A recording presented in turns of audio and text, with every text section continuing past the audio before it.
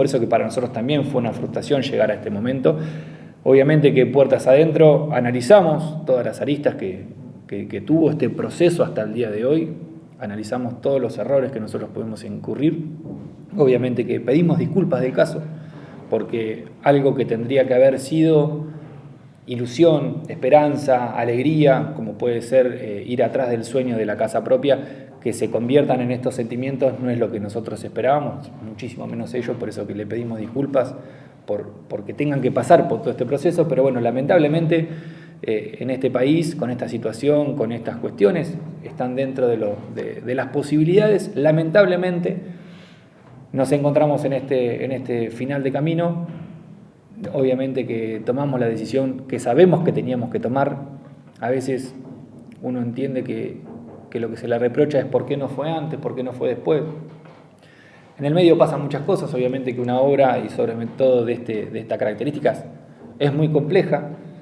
Se le hizo una extensión de plazo por un montón de cuestiones que habían sucedido. Se hizo una última extensión de plazo, que era para poder levantar las torres donde iban a estar colocados los tanques de agua, que eso no estaba incluido dentro del pliego, por eso esa última ampliación era, no digo obligatorio, pero era necesario darla, sea esta empresa o sea cualquier empresa íbamos a tener que hacerlo porque no había estado incluido dentro del pliego, por lo tanto había que hacer esa última ampliación. Pero bueno, en el medio también hubo un montón de otros errores de construcción, errores de cálculo, que todo eso durante todas estas últimas semanas hemos estado analizando exhaustivamente con todo el equipo de Obras Públicas, que eso también se lo estuvimos contando, en donde fuimos con todo un equipo, no solamente con los inspectores que estaban yendo regularmente, sino que fuimos con un equipo más amplio y estuvimos analizando una por una las casas.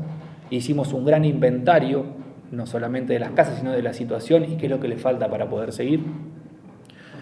Y con todo eso, obviamente que empezamos a sentarnos con distintas empresas para analizar poder seguir con esta obra. Y nosotros lo que vamos a hacer, que fue parte del acuerdo que tuvimos también con la empresa, es interceder antes de pagarle a la empresa certificados que todavía se le deben pagarlo como agente de retención. Nosotros vamos a retener el monto que se le debe a los trabajadores y vamos a hacer nosotros,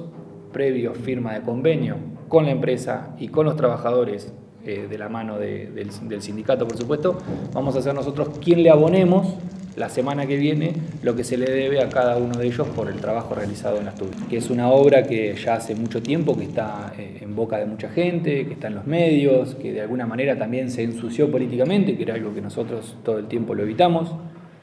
Uno entiende que el rol de la oposición también tiene que ver con denunciar o ser canalizadores de voces de los adjudicatarios en este caso, pero también entendemos que se le hizo una utilización política a esta frustración y se exacerbó también estos sentimientos que había sobre los adjudicatarios, que obviamente cuando uno empieza a exacerbar estas cosas, las cosas terminan peor. Por eso que por un lado entendemos su rol, pero por otro lado entendemos también que ellos ensuciaron bastante el proceso y eso hace que también nos sea más dificultoso sentarnos a hablar con otras empresas, porque obviamente que cuando algo está tan mediatizado, cuando algo está tan politizado, un empresario que no tiene ningún tipo de necesidad a veces pone sus reparos también para hacerse cargo, pareciera que más que de una obra, de un problema. Entonces la empresa que agarre tiene que ser una empresa también que tenga espalda financiera, no solamente espalda constructiva, porque estamos hablando de que una obra que probablemente hoy, si lo tengo que valorar a muy grandes rasgos, y te lo digo no como constructor o como arquitecto, sino que te lo digo como economista y simplemente utilizando indicadores, estoy hablando de que es una obra que va a estar entre los 60 o 70 millones de pesos fácil, simplemente por una cuestión de actualización de costos, nada más que eso. Por encima de lo que ya hizo la empresa. Por encima de lo que ya hizo, por ese 60% restante de las casas que tenemos levantadas. Por lo pronto nosotros nos estamos centralizando en las 14 que están adjudicadas, porque obviamente que tienen la urgencia del adjudicatario y aparte nosotros tenemos intenciones de hacerlo lo más rápido posible. Si nosotros nos embarcamos en una licitación, esto claramente va a llevar muchísimo tiempo por los plazos administrativos comunes que tiene el tipo de licitación pública, y nosotros sabemos que esto tiene una urgencia, y no solamente la urgencia del adjudicatario. Las cuotas van a ser sobre el presupuesto original que tuvo la obra. Por lo tanto, las cuotas van a ser sobre lo que se adjudicó en su momento en septiembre. Mira, hablar de lo que podría haber sido no es fácil. Obviamente que siempre hay cosas que se podrían haber hecho mejor. Tiene mucho de exógeno el fallo de la obra. De exógeno en el sentido de toda esta situación macroeconómica, por decirlo de alguna manera,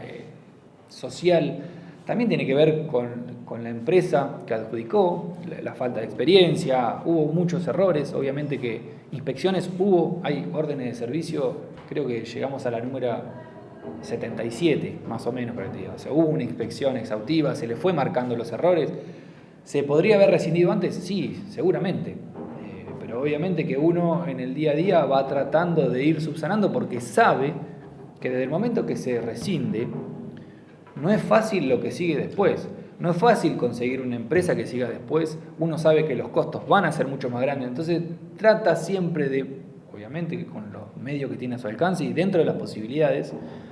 de que la obra continúe, obviamente que no a cualquier costo, por eso que llegamos al día de hoy con una rescisión del contrato. La garantía de obra, que en una primera instancia y por contrato era por 6 meses, lo que le planteamos a los adjudicatarios que a partir de que reciban la casa, a esos 6 meses se le va a extender 1 año más de garantía. Va a haber TUBI 2, de eso no hay duda, y va a haber TUBI 3, TUBI 4, TUBI 5, porque es un sistema, más allá de esta falla que tuvimos particularmente en este sistema constructivo y con esta empresa en particular, es un sistema en el cual nosotros confiamos, que creemos que es el camino que tenemos que seguir construyendo viviendas, que tenemos que seguir con este sistema que se autofinancie y que el día de mañana lleguemos al momento en que realmente se financien por sí mismo y que todos los años se sepa y el olavarriense sepa que el municipio construye viviendas y que están acorde al bolsillo del asalariado, de la persona, de la familia que realmente hoy es imposible acceder a este tipo de vivienda por otro método. Por eso que el sistema va a continuar, todavía obviamente no sabemos si vamos a continuar con el wood frame específicamente, si pasaremos a un steel frame o si iremos a otro tipo de construcción, como nos han acercado también otras alternativas que tienen que ver con el hormigón y algunos materiales que se producen en nuestra ciudad y que tienen otro tipo de proceso que hace que también podamos tener una vivienda de otra característica. Estamos evaluándolo, pero no hay duda de que el sistema va a continuar como sistema de vivienda municipal. De eso no tenemos duda. Yo creo que hay una irresponsabilidad muy grande de quienes muchas veces hablan de este tipo de terminología porque ponen una connotación en un proceso totalmente transparente que no tiene ningún tipo de intención de... Cuando en su momento se habló de la venta de los terrenos, también se ponen por cierto cosas que todavía no hay cierto. Me parece que hay un proceso judicial abierto que todavía no se expidió y están dando por cierto cosas que no lo son. Entonces, a esto es a lo que iba con ensuciar políticamente las situaciones, poniendo connotaciones que no son apropiadas. Yo creo que está lejos de ser una estafa, como en su momento cuando tuvimos un déficit en el municipio de 354 millones de pesos, ¿dónde están? Como si se lo hubiera robado a alguien, simplemente hubo déficit, como hay déficit en este país, es moneda corriente, de repente cuando hay superávit, también es un problema tener superávit, es problema tener déficit, es como que todo el tiempo